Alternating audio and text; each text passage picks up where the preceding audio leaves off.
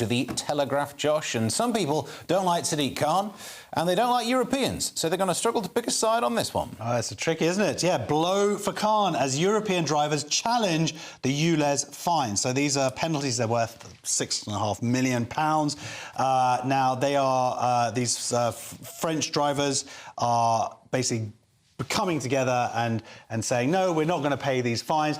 Some of the reasons for doing so are legitimate. Some of them are them sort of testing the law. They got they were issued in euros, and they're meant to be issued in pounds. So there's like some technicality stuff. But then another one is a lot of them were sent at the same time. Now, if you get a bunch of fines at the same time, it's like they're arguing that didn't allow them to then change their behaviour, because sometimes maybe people's English reading wasn't brilliant, they couldn't read the new signs or whatever it is. So there is an argument to be made for that. Of course, this is, you know, European drivers, so I just don't care. I want them to pay. It's not.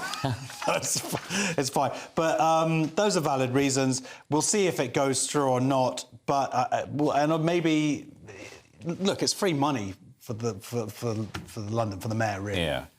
But, Nicholas, none of this story is about what Ulez is about, really. As much as the Telegraph would love it to be this is a waste of, you know, waste of time and bad air's good for you.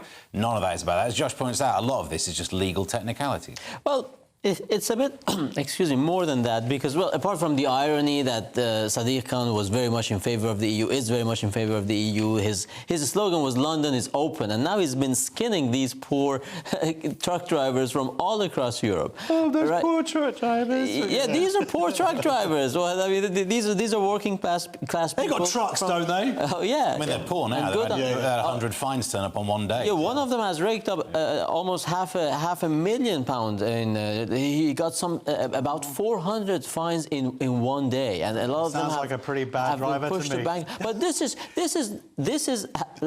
let's find commonality. Let's find something that basically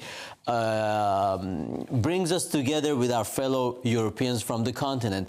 A lot of local authorities, and not just in this case, use traffic fines just as a cash cow. They use the drivers as a cash cow, and the fact that they send all these fines at the same time is one of the reasons for them to want to take this to the High Court, because it gives you no chance of becoming aware of the situation and maybe try to improve your driving or your behavior. And then they have not just that, they have used the worst possible, the most disadvantageous exchange rate to convert British pound to the euro. What, the PayPal exchange rate? Probably, yeah. Or the ones you find at the airports. You know? My favourite one is the fact that some fines were sent for cars that actually were Ulez compliant, but they were forren, so they didn't show up on the system right. Yeah. Which it doesn't sit very well with Sadiq Khan's. I have to disagree with you, though, Nicholas, because I went to France 2 years ago, and I got two speeding tickets.